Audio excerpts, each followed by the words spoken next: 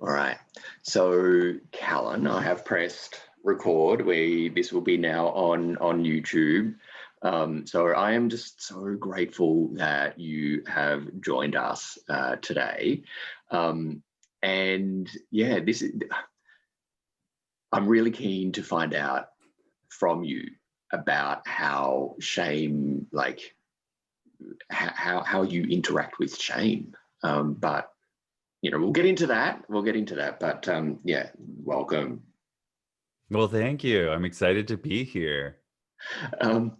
Yeah, so audience on YouTube, to the viewer, I am about to press record on the little machine down here that will record everything.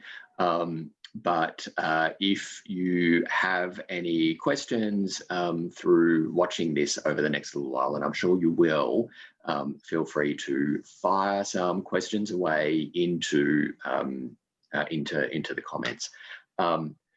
And yeah, remember to like, share, subscribe, do all the things that the kids do nowadays on YouTube, and know that as a gay man, like, you are not alone in the thoughts, feelings, and general discomfort of loneliness. But yeah, we're going to get into today a great conversation with Callan, and we should get cracking. Let's do it. Let's do it. All right. Now, all right.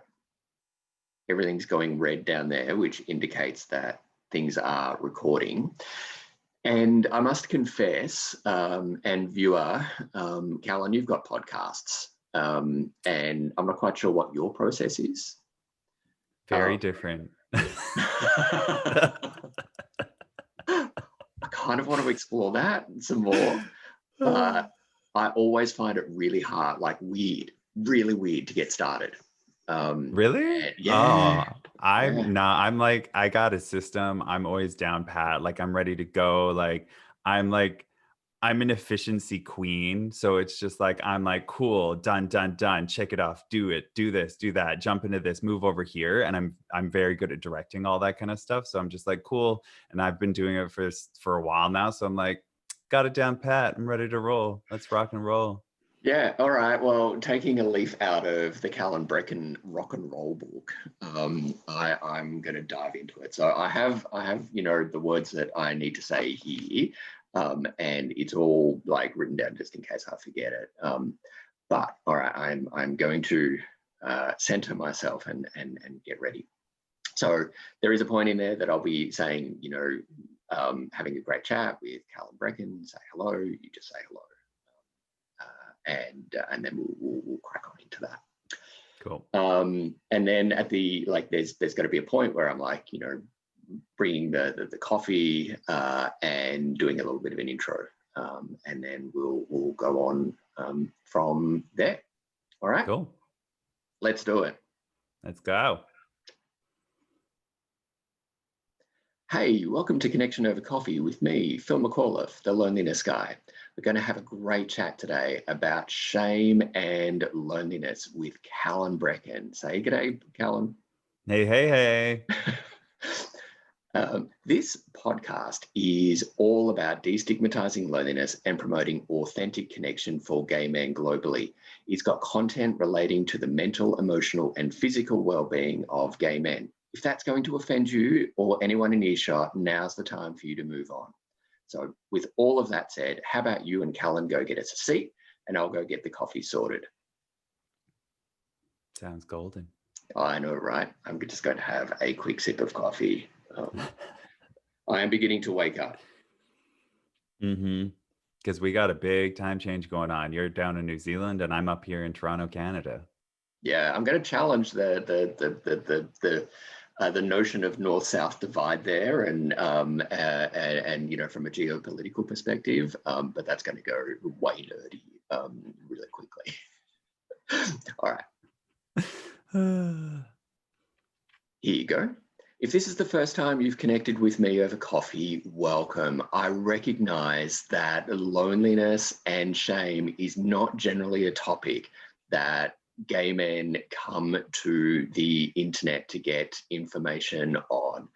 So I recognize that you've probably just wrestled in yourself with a whole lot of feelings about possibly being a gay man who's experiencing some loneliness right now in simply getting to press play. I want to tell you right now how proud I am of you, and you've picked a fantastic episode to join us. And if you're a regular listener to Connection Over Coffee with the Loneliness Guy, welcome back. It's fantastic to have you here. Calan Breckon is the go-to guy in all the internet to talk about shame. Calan, welcome. Hello. Thank you.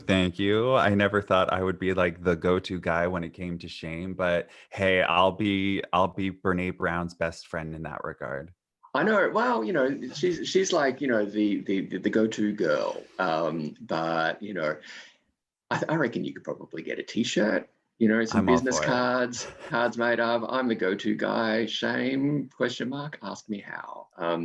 So, so, Callan, we've had a bit of a chat before pressing record, and I want to really just dive on in. Why does shame suck, and why do you do this work? Oh my goodness. Well, I've been in the personal development self-help world for well over a decade now, and I've been coaching professionally for about 3 years. And I got into shame specifically more recently, probably within the last, I'd say just over a year, because I just really noticed that that was where a lot of the juicy stuff was coming from when I was working with people. So when I was working with clients, a lot of it was stemming from, there's a lot of coaches out there who are like, shoot for the stars and let's focus on all these things that you want to achieve and do and yada, yada, yada. And then not a lot of people were focusing on why they weren't achieving that in the first place. What's that inner stuff going on? And there's a fine line that it does come about where it's maybe therapy-esque. But a lot of my focus is on like, okay, well, where does this come from? Why is it there in the first place? Let's do a little self-analyzing and then let's go from that place. And a lot of it came Mm, from shame. yeah, yeah. Yeah. What what is shame?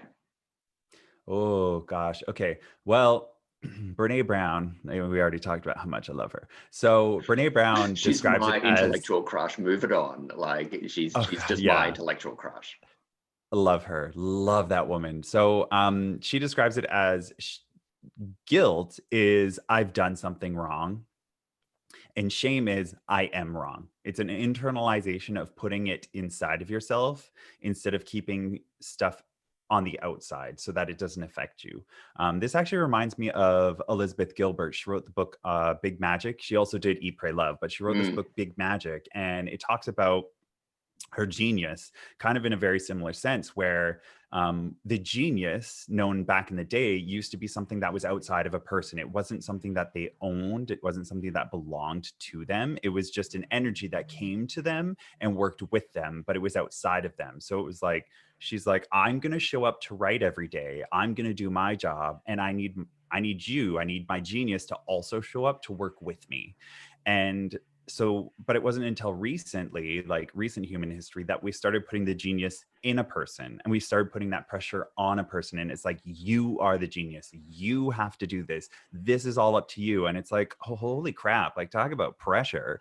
yeah, right. So that's the same with shame. You've been putting everything inside of yourself and making it all about you because, humans are innately selfish, which it's natural, but like you've made it all about you. So now we need to learn how to like dissect that and pull that apart so that that shame is no longer yours, then it doesn't belong to you. It's just things that you have done or things that have happened but no longer need to continue in your life, and you can move on and move through that.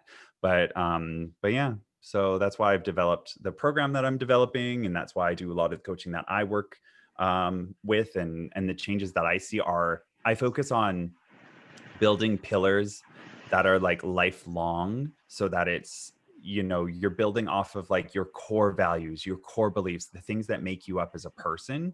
And we build off those building blocks from the ground up, because I think of yourself as like a pyramid. If you build a super solid foundation, no matter what comes along in your life, no matter what tries to knock you over, you will be standing strong. And that's where I like to build my coaching from, so that no matter what happens, your foundation is strong. You are like, I know who I am. I know what my core values are, my core beliefs. I know what who I am at the base. And all this other extra stuff is outside of you. So that shame, that genius, these other things that we talk about, those are aspects of your life, but they are not your life. Yeah, they're not life. Yeah. Yeah.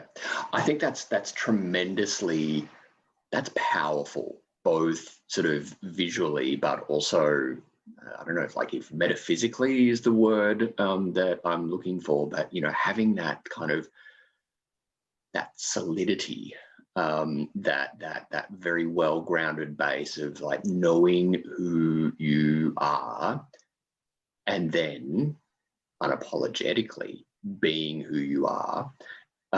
For the lonely gay man, or the gay man who is experiencing, you know, a bout of loneliness, you know, be that bout short-term or chronic loneliness, that can seem like, you know, you know, talking about pyramids, that could be like, you know, the pyramids of Giza. Like, you know, you can see them and they're imposing.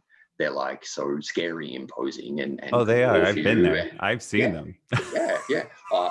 I've not, you know, that Geo channel makes them look pretty good. But it is, you know, when we're in the midst of, you know, feeling lonely, feeling socially disconnected, whatever it is you want to, you know, however it is that you feel, and, you know, having had a chat with Jesse Elkins about comparisons, and, you know, when we're, you know, going through life in that kind of mindset of feeling disconnected and observing rather than participating, seeing someone or seeing someone else being rock solid as their pyramid, or, you know, hearing Calan Breckon on some kind of random connection over coffee podcast in some part of the internet, go, yeah, you know, need to build it like a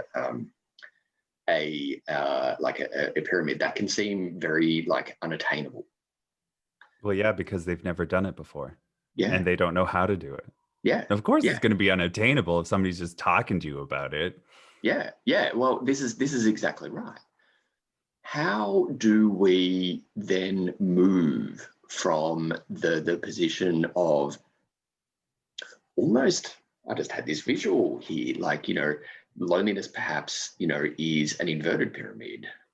And, you know, you can feel absolutely battered by life, and, you know, rather than turning the pyramid right way up, and having that solid foundation and knowing that, you know, the wind, the rain, the whatever, like other like elements affecting the pyramid, but it's not going to topple over. How do we get to that point? And the question there is, how do we reckon with shame to make our base solid? So there's a couple things to unpack here. So the first part is that the society that we live in and the society that we've built is very much of a look on society. So there's Instagram, there's Facebook, there's looking there. We're playing the comparison game. And when you play the Yeah. comparison game, you are never going to win. It is never going to, you are never going to benefit from that comparison game. You're always going to be felt or left feeling shitty about yourself.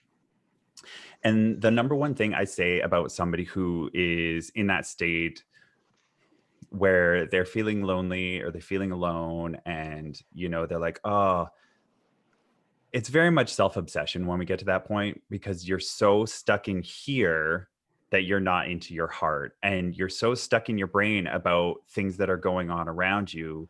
You're not actively engaging with the world. You think you are because you're on your phone and you're scrolling and you're doing all these things, but you're not actively engaging. And the best way I know to get myself out of that is to help somebody else or to jump in somewhere else. Now, I'm not saying go out and be Mother Teresa, but I'm saying, like, when you insert yourself in something like a community, because I'm a huge community is one of my biggest pillars, because this is a lesson I had to learn. I tried to do everything by myself, and I often would feel alone. Like, I've lived in 5 different cities around the world. I'm very multicultural in that, and I've spent a lot of time by myself. I'm an introvert. I love it.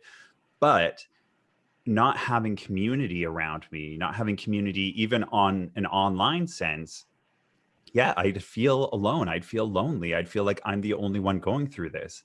And so get out, not, you don't need to necessarily get out physically, but get out and join a group.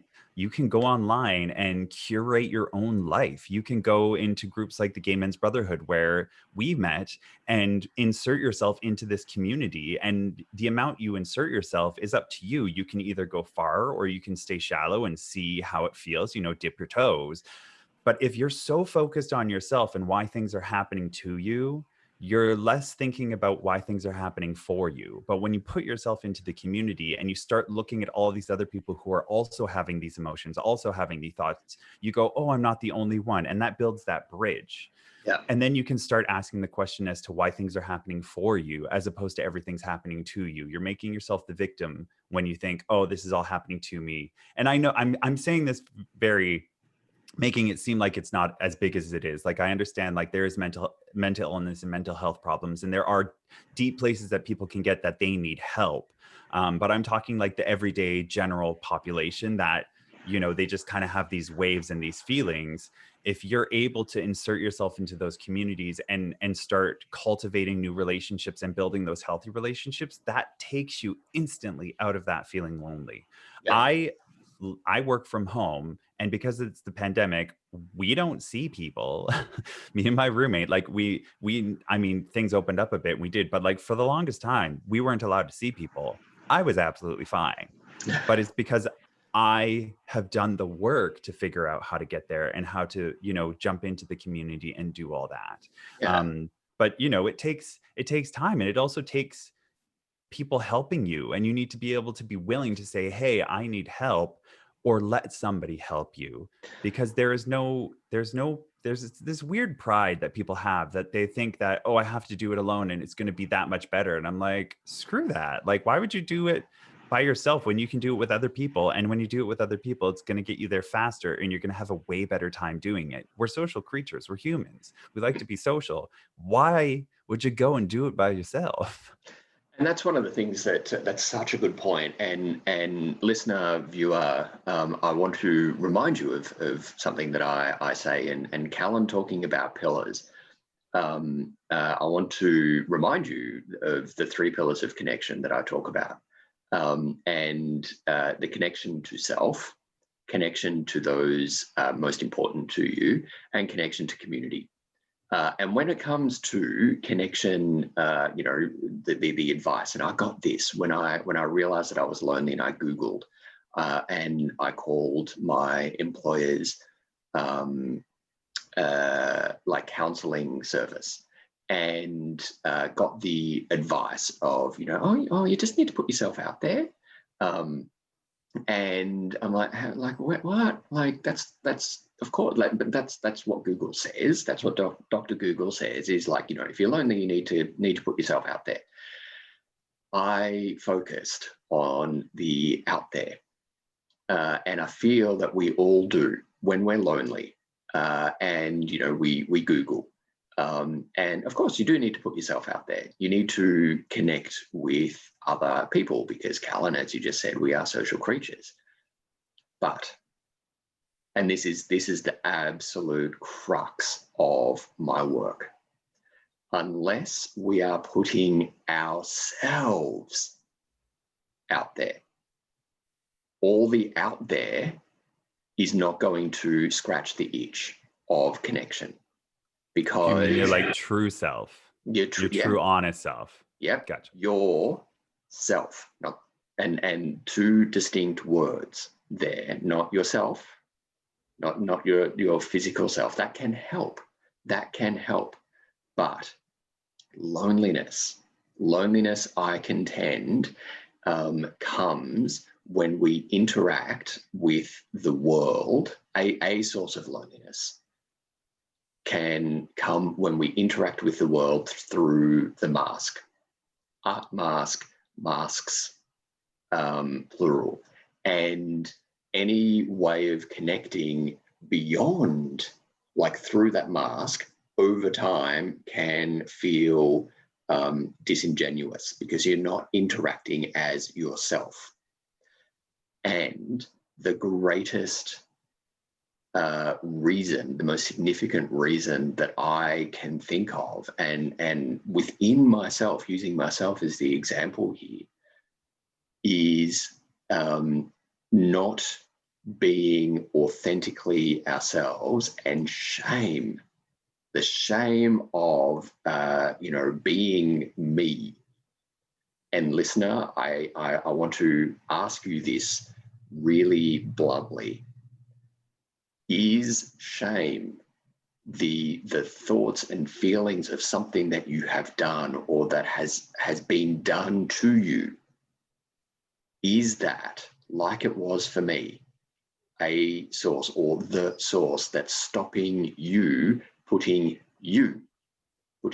yourself into the world, so that when you do connect with those most important to you, pillar two,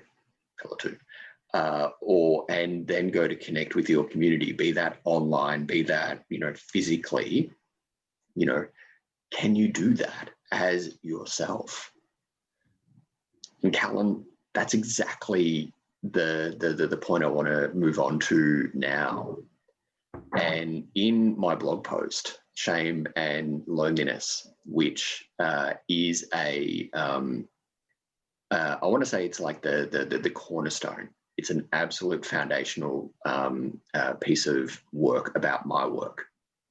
And yep, it's a long read. I don't apologize for that because it is so, so important. And I'm going to keep on coming back to it over time. But there's 3 points in there. And the first is the interaction between loneliness and shame.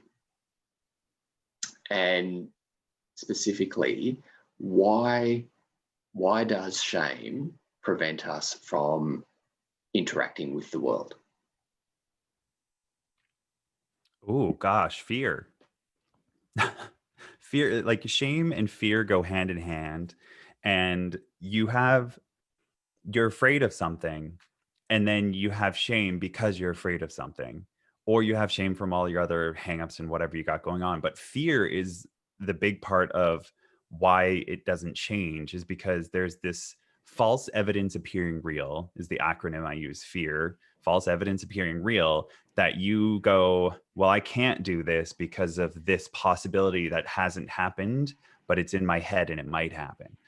And so it has a lot to do with why people never change, is because they have this fear inside of them that people fear the unknown, and changing means you have to do something or be something that you've never done or been before, and you're not sure how people are going to react to you. And maybe you've had an experience where you did change and people shamed you for it, because other people, when they see you changing, shame you back into being yourself again, because then if you change, then it forces them to look at their mirror self, and it forces them to want to like not change. And they go, wait, if you're changing, I don't want to change. I'm not ready to change. I'm the crab in the bucket. I'm going to pull you back down. Yeah. And that's a huge piece of why people don't change, because they're afraid of that. What if people treat me differently? Yeah. What if people treat you differently? What if people treat you better? Yeah. There's people always go to that fear space of, what if things change? What if things, like all these bad things that can happen? Yeah, those things could happen. But what if all these amazing things happen? But we don't default to that, because that's not the thing that's driven home for everybody. The thing that's driven home is the familiar. And the familiar is, these are the people I hang out with. This is the life that I've lived. This is what I've done all the time. And to get out of that routine, you need something to help you shift. And that's why personal development coaches, life coaches, counselors, therapists, all these people, that's what they are for, is to help you navigate how to do that change. Because how is a person supposed to know how to do all of these things if they've never done them before? Yeah. Like, Yeah. people put a lot of pressure on themselves, that they make this decision. They're like, you know what, I'm going to change. I'm going to do this. I'm going to do that. And then they just kind of start trying to do it without a roadmap or a guide. And then friends or other people shame them, being like, oh, well, you don't know how to do that. Or they're like, oh, well, you need a therapist or you need that. And it's like, oh, I don't need a therapist. It's like, girl, all of us could use the therapist. Like, I'm a huge advocate for mental health in that regard, because you don't know what you don't know. So how are you supposed to change and go down a different road? You need somebody to help you, hold your hand, and be like, maybe they've not specifically gone down the road you want to go down, but they know how to help you change, and they know how to be your support system. They know how to hold you accountable so that you implement those changes into your life, so that you're like, cool, maybe some friends are saying some crap about me. Maybe they're shaming me over here, but I have this person in my corner who's helping me through this, and I can see the light on the other side, and it is brighter. And maybe you might lose a friend or two. Hey, who knows? But if they're a shitty person, they're keeping you feeling shitty. Why do you want to keep them in your life anyways? Yeah, right, right. Isn't it? Isn't it? And I think that is key for the lonely mind.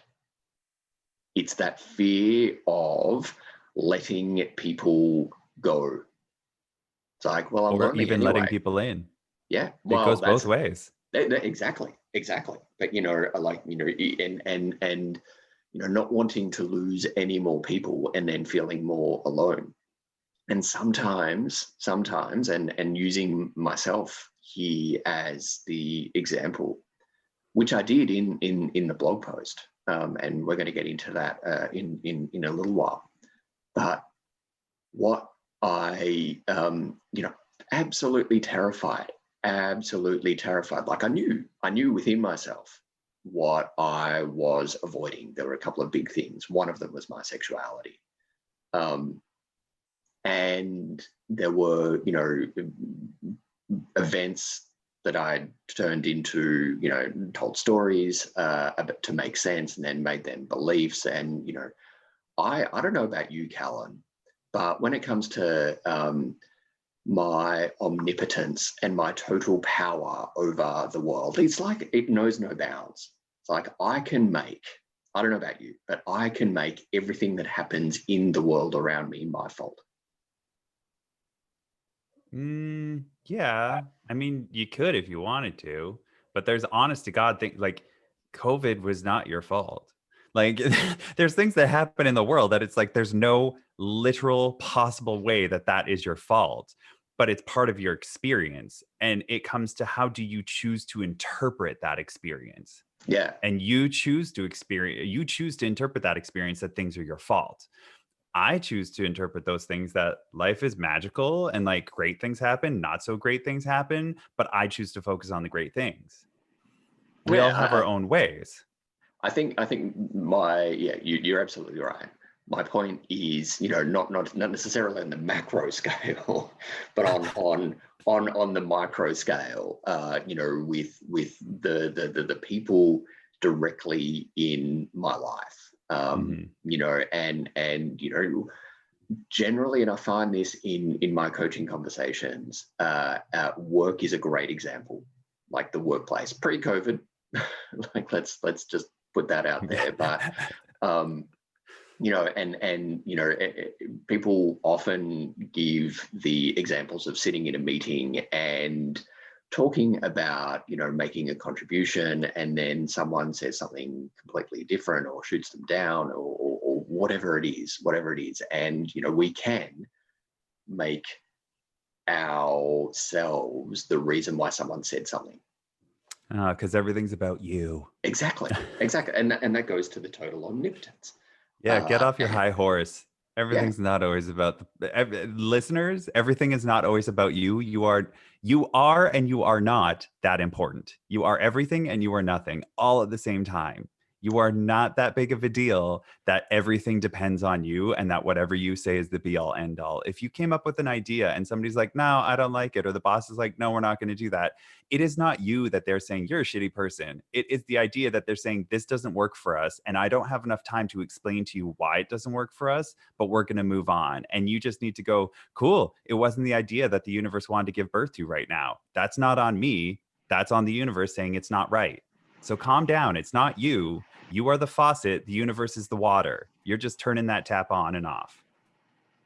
love it. Love it. Stop making yourself such an important big deal. Right, right. Because, but that's what the lonely mind does that. The lonely mind does that. And because we're in fight or flight when we are experiencing loneliness, and we are looking at our way of either like getting to connection, but that involves vulnerability. That's the hard thing. It's like going, actually, I need better connection. I need to like ask for help, or I need to reach out to someone. What if they say no, etc., etc. It's that fear, including like the word and the acronym that you've just given us. But so it's often easier for the lonely mind to retreat. Of course, because it's familiar. Yeah, yeah. Well, and it's familiar. It's the lesser of two evils. It's the one that doesn't involve you putting yourself out there, so you put yourself in there. Well, it's the default program your computer's running. Yeah, yeah. You've trained your mind, your computer, to run on this default program for so long.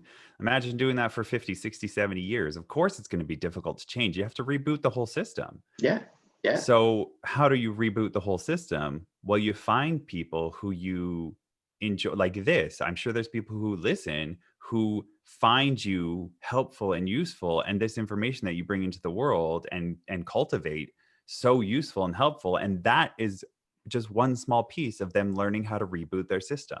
Yeah. Every time they listen, they get one more piece of device. They have one more thing. And a lot of times, we're talking about the person who's fearful in that state.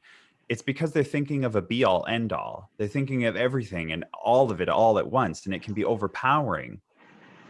No. One thing at a time, 1% at a time, one little itsy bitsy step at a time. It's like, have you ever heard of Abraham Hicks and the scale of emotion or scale of emotional intelligence? I can't remember exactly what it's called at the moment, but it is a scale of about 25, 30 emotions. And the whole premise of it is when somebody's feeling down and depressed or lonely or sad, and somebody comes along and is like, oh, we'll feel better. Just, hey girl, hey, just feel better. It's like, no, that shit don't work. Like, how can you tell somebody who feels like absolute crap, who you're vibrating up here and they're vibrating down here, and you're just like, just vibrate up here? It's like, how do you vibrate up there? It's not about that. It's about searching for the next best feeling. Yeah. So if you feel like absolute shit and you're depressed, the next best feeling isn't, oh, we'll just feel better. The next best feeling is indifference. So whatever you need to do to move up that one ring on the ladder to indifference, that's all you do. You focus on that 1% better. You focus on that one step. Don't focus on the 10 steps ahead of you.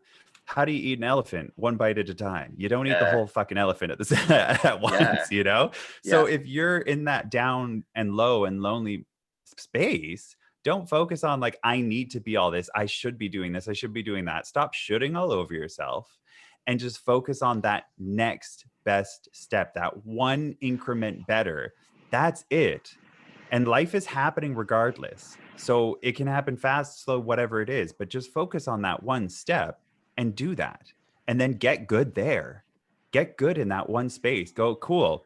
I've moved from being depressed and sad on my bed, crying and feeling lonely, and I've migrated to the couch. I still feel sad, maybe a little bit depressed, but I'm watching Netflix and the show's making me laugh. So I'm moving up that scale. I'm moving up that ladder one ring, because now I'm not like totally down in the dumps. I'm like getting more to indifference.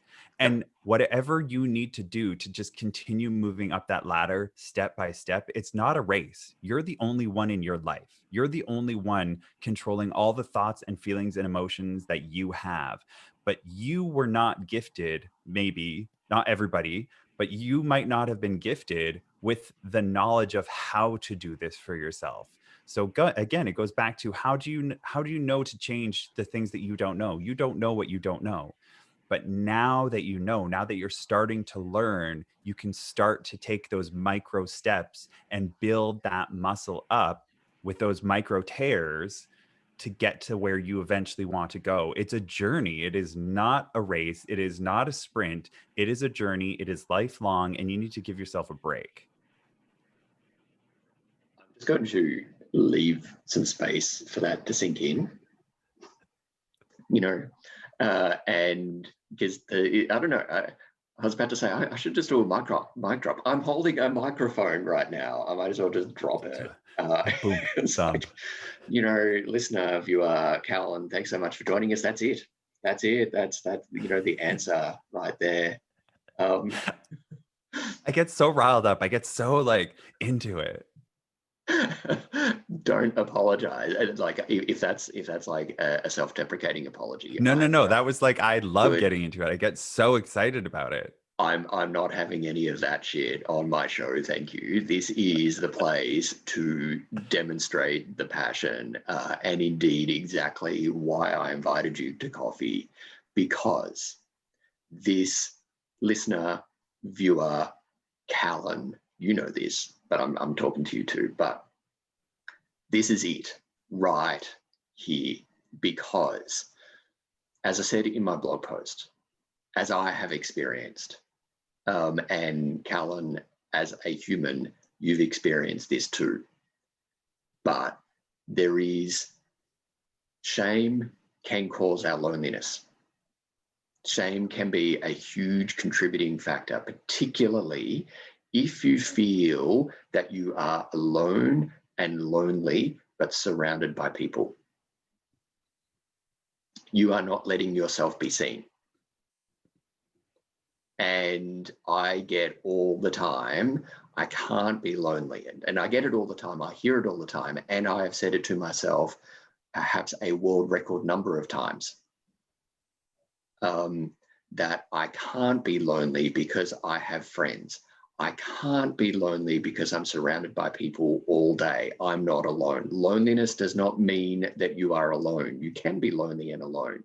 You can be alone and so fulfilled that, yeah, right. And the introverts in this conversation have put their hands up.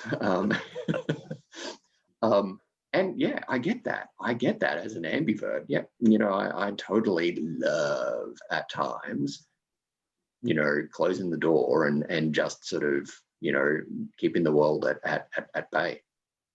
But listener, viewer, if you are that kind of, well, I can't be lonely, I'm reasoning in a way, I invite you to get uncomfortable. And it's shit. It's awful. It's awful. It's awful. It's awful. And there's a really good, fucking reason why we avoid dealing with the things that make us feel shit about ourselves. And I don't want to say, to deal with our shame, that, we avoid our shame. Because when we're feeling shit about ourselves, we want to avoid feeling shit about ourselves. We don't know that that's shame. And so, we do scroll, we get onto Pornhub, we get onto, I don't know, we go to the pantry and get the packet of chips, and hopefully we feel better at the end of the chip, the chip packet. Or no, we don't feel better about that. Maybe a cocktail, maybe a glass of wine. Oh, no, still not feeling better about myself at the bottom of that bottle, that bottle of wine. Which, listener, viewer, if you are going to be drinking wine, buy Australian, please. And it is. New Zealand wine's pretty good too. I'm not a Kiwi. I know, but I love my Oyster Bay. Yeah, that's good. Fine, and it was particularly upsetting for the Australian wine industry when Oyster Bay was the highest selling white wine in Australia there for a few years, and stuff. But there is nothing better if you're in the Northern Hemisphere and you're going into colder climes.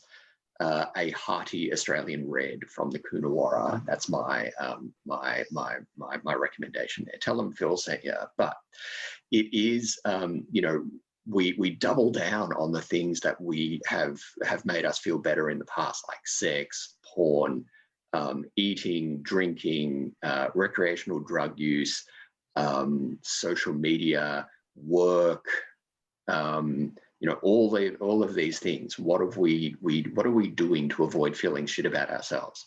That is the gateway, the awareness gateway into dealing with your shame, because the only thing that will make you feel better about yourself, deliberate dramatic pause there, is to know and understand and become okay with your shame. And if you are lonely, there is shame in admitting that you're lonely. And there is shame that is making you lonely. And it's this beautiful, symbiotic, parasitic relationship that shame and loneliness has. It's this non-virtuous cycle. It's an evil cycle that is so hard to break out of. And Calan is exactly right. And I can say this from my own lived experience. The temptation is there to fix it yourself. That's shame talking. You can't read a book. As awesome as many books are, you cannot read a book and then close the cover and go, right, fixed, now I can be me. If only it was so simple, right, Calan? Oh man, I'd be Oprah by now. Yeah. Yeah. Let's imagine we're sitting under trees and it's Super Soul Sunday now. But yeah, right? Right. Mm-hmm. And it doesn't work that way. No. You need help. We need help. I didn't get to where I am by myself. Yeah. I mean, I did struggle through a lot of it by myself, but I started doing way better, way quicker, and enjoying it way more when I started doing it with other people. Yep. And that's the critical thing for the lonely mind. Is loneliness at its core is that it are the thoughts and feelings that our body is telling us that we need connection. It's tempting and we do it, but when we say it aloud, it makes no sense, because I'm going to combat my feelings of thoughts and feelings of loneliness by myself. But we do it. Sure, Jan. Yeah. Sure, Jan. You do that. Good for you. Yeah. Right? But we do it. We all do it. We all do it because of the shame of admitting that we're lonely. And I'm just going to say this, perhaps a little off topic right now, but there is no, it's not off topic. It's my fucking podcast. I make the topic. But, and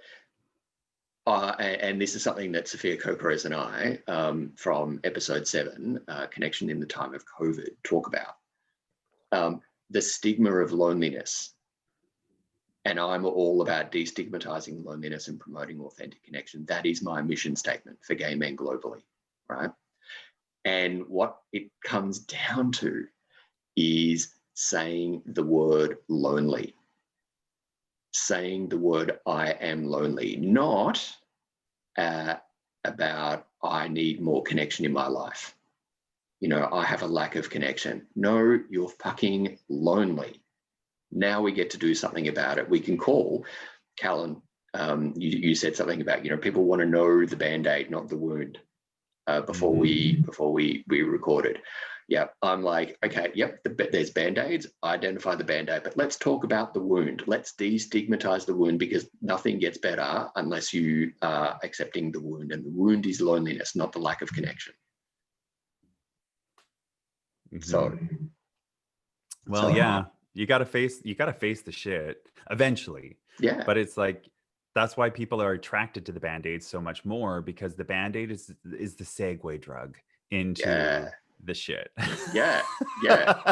As awkward as that sounds, the Band-Aid is the thing that people go, oh yeah, that looks nice, I can do that. And then underneath the Band-Aid, it's like, okay, well, this is the cure. This is what we're really teaching you. And then they go, oh, oh, but because they've done the work to get through the Band-Aid and through the other stuff, they're in a better headspace because they've taken those steps. They've climbed up the ladder a little bit more because they've walked, you know, we've walked them through that process, but they didn't do that alone. No. A lot of people, as much as you'd like to pretend is true, don't do it alone. They make those shifts, they do those things with other people. So why do we constantly think that we can do it alone? Yeah. Yeah. I think there's like such a rich vein of conversation in there. But I'm getting I'm aware of the time, and there is one more thing that I want to talk about, and it's not a little thing. It's not a little thing. In my blog post on shame and loneliness, I introduced the world to Joe, and Joe is the name of the character within me who loves to tell me how much I suck. Loves to tell me how I'm a fraud, how I'm, often, and I equate this to swimming in a pool. And, there's lots of great swimmers around me. I'm a swimmer. And, there's a lifeguard. And Joe has me, Joe's the lifeguard and I'm swimming. And he, just loves to blow the whistle and get everyone's attention and point to me and go, oi, you get out of the pool. Like, you're not meant to be here. This is a huge mistake. Like, who are you to think that, you can sit in the room? And I've been an Australian diplomat, right? So I have sat in meetings with the Australian flag in front of me, Phil McAuliffe, Australia on a nameplate, and for all intents and purposes on that topic, I'm Australia. And Joe loves that kind of situation because, he's like, who the fuck do you think you are? This kid from a tiny town of 800 people in regional New South Wales, who do you think you are?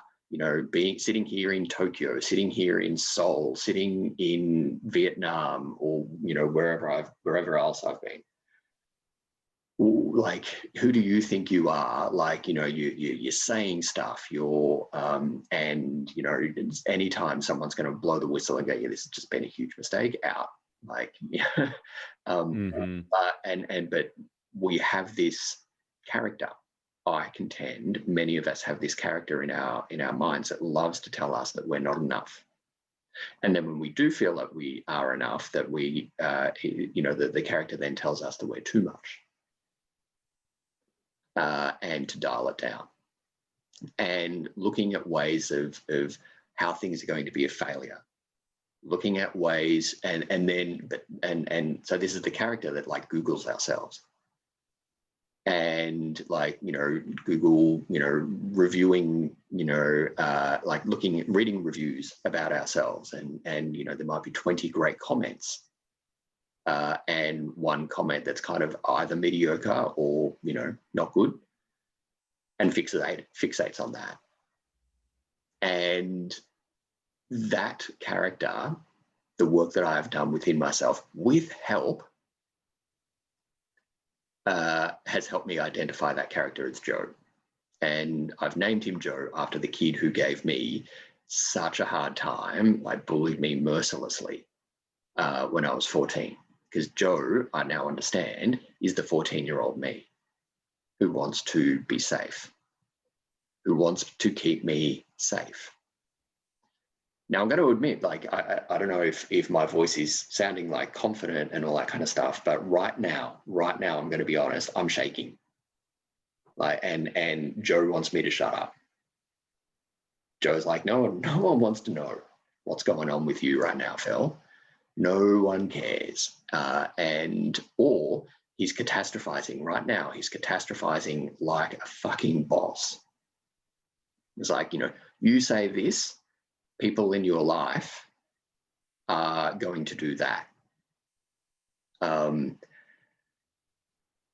So, Calan, that whole story in my blog post, that share,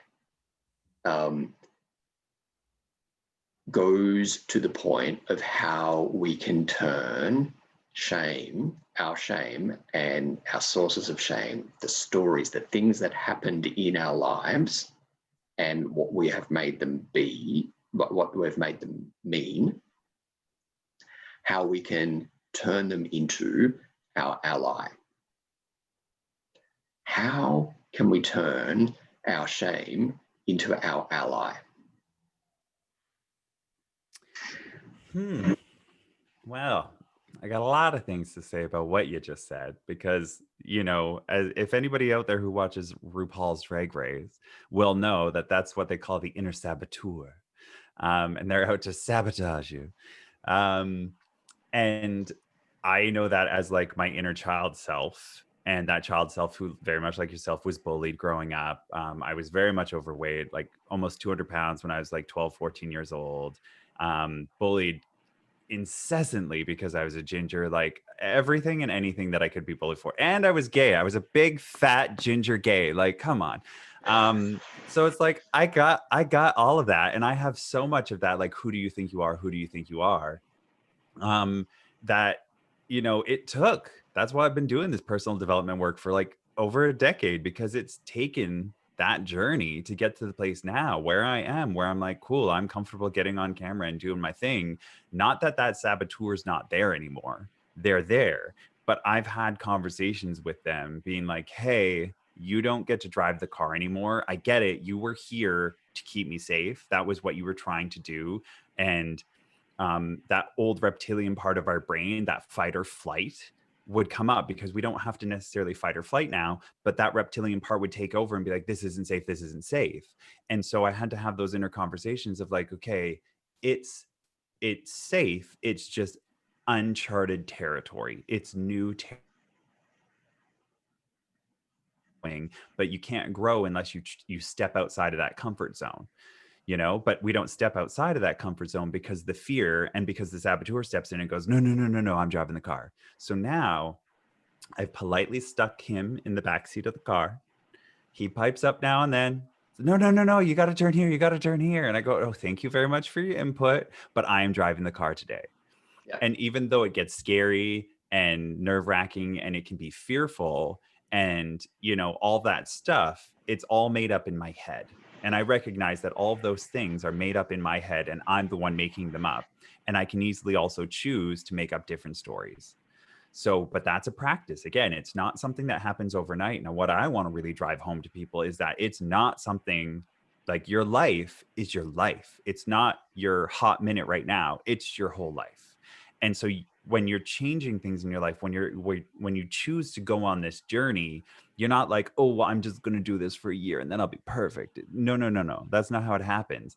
You go down this one rabbit hole and then you keep going down other ones. But I can guarantee you, I can promise you that when you start to do this work, you will start to enjoy your life more.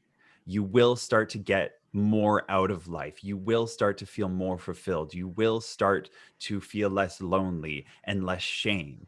Will it go away completely? Absolutely not. Because those things are there for a reason. Those things are there to challenge us, to push us forward. If everybody in the universe, if everybody in our world was happy where they are, everybody got along, nothing was bad, nothing ever went the wrong way, everybody liked cheese and everybody liked hamburgers and everybody liked the green carpets and everybody had the same level of everything, we would not be forced to be pushed to a new level of existence. We would not be forced to be pushed to get outside our comfort zones, to create new things, to bring new things into this world, to invent new iPhones and new airplanes, and to go out into space and to maybe get to Mars eventually and to expand our understanding of the world and consciousness. Without those fearful things, without those things that drive us, we would not move. So they serve a purpose. They are important, but they do not get to drive the car. And that's what a lot of people have the problem with, is that they've never been taught, they've never learned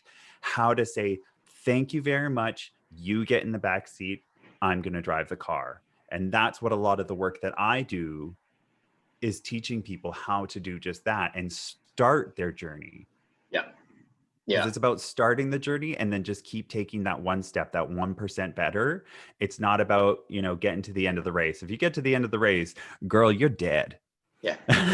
Yeah, yeah, That's the yeah, end of the race. Okay. yeah, yeah, yeah. Hand the baton over. Someone else. Right. Someone else does it now. I have this. I'm very visual, right? And before I, well, doing the shame work, doing the work in Mashame, and there is no nice, easy, clean way of doing it. So, any advice that you might get from me, listener, or viewer, or anything like, or if you read a book that's just like shame, fixing your shame in 3 easy steps, like just that's going to have to be a hard pass, because that's bullshit.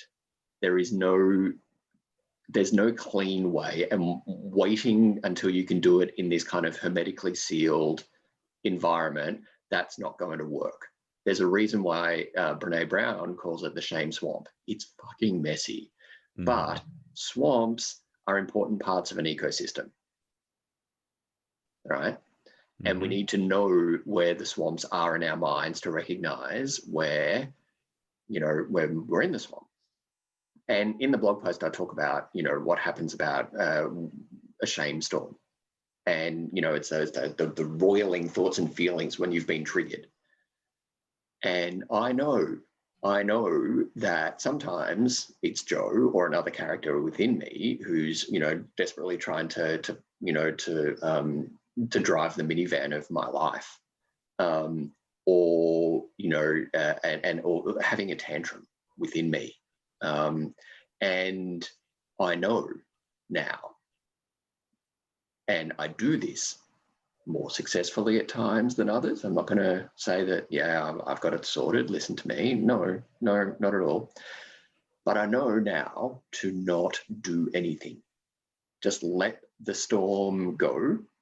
It will blow out. It will blow out, and acknowledge the storm. And I do this. I write myself notes. And oftentimes, like in a work notebook, when I went to start writing my book for The Lonely Diplomat, I remember, and I thought, I'm gonna write it like in handwriting, like the first chapter, right? Girl, that's a choice. I know. I was like, I wanted this to have a sense of occasion, and I remember going, walking to the coffee shop in Seoul and just going, yeah, this is going to be great.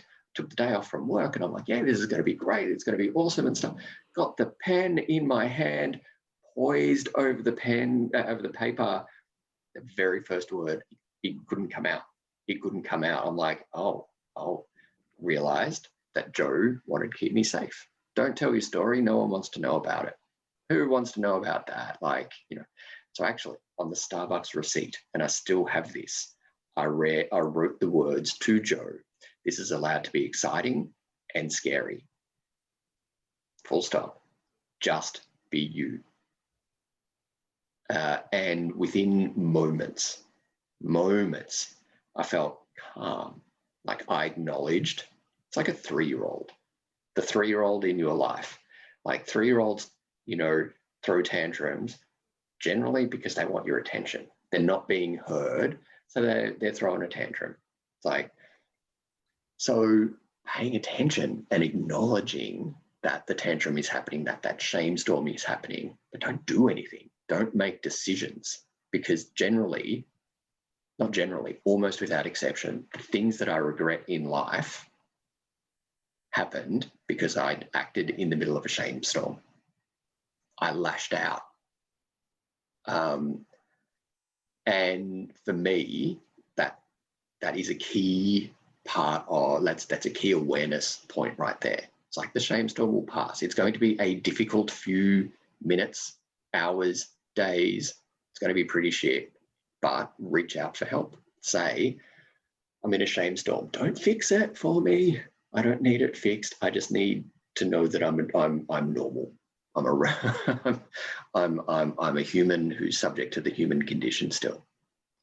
But when it comes to having the advice that, shame Fixing Your Shame in 3 Easy Steps, and it's a 30-page book. That needs to be a hard pass because it is fucking messy. It's the deal of life. But also, and Calan, this is my question to you, can we ever rid ourselves of shame? That's part one. Right. No, because like I already explained before, it's an important part of the human psyche and moving us forward. Like we need to have those experiences in order to learn from them, to grow from them, to push us farther and further and faster into the future. So what then happens is the part two of the question. What then happens when a client, or, you just hear people generally saying it, that, I want to fix my shame. I want to, what comes up for you then when you hear the words fix my shame? I don't know. I don't know if I necessarily hear it in that sense. But I always rephrase it, and I want to learn. I want to learn because I'm never fixing anybody. And that's very clearly, literally written out on my website in specific parts. I am not here to fix you. There is nothing wrong with you. Like I explained before, all these things that happen to us are important, but I am here to help guide you, to teach you the things that you didn't know before so that you can learn what I now know, so that you can help get to a place, so that I can help you get to a place maybe where I am, and then you get to turn around and you get to do the same for somebody else. It might not be in the same capacity that I do it. Like I literally do it for work, coaching and that kind of a thing. But you can do it for your friends. You can do it for family. You can go, hey, I've learned this thing and it really, really helped me. And it's about learning and growing. It's not about fixing, because there's nothing wrong. There's nothing to be fixed. It's just a part of the journey. And this is the part of the journey that you're in. And it's like the crabs in the bucket. People are always trying to pull down. Don't be a crab in the bucket. Be a person on the edge of the bucket pulling people out. That's what I always focus on. I'm always the one who's like, I'm willing to pull you out if you want, but there is no way you can pull me back in because I've built my foundation. And because I've built my foundation, if you try and pull me in, you can pull as hard as you want, but I'm not going back in there. Yeah. Yeah. So that's what I say. Learning and growth and the journey. It's not fixing. Yeah. Yeah. Beautiful. Oh my God. Yeah. I have to say that I do recoil when someone's like, fix it. It's like, why would you want to fix that? It's like, learn. Get curious. Yeah. Get Yes. curious. Learn. Yes. Oh my God. It's like you've said exactly what I was thinking. Calan, how, what's next for you on your path to global domination?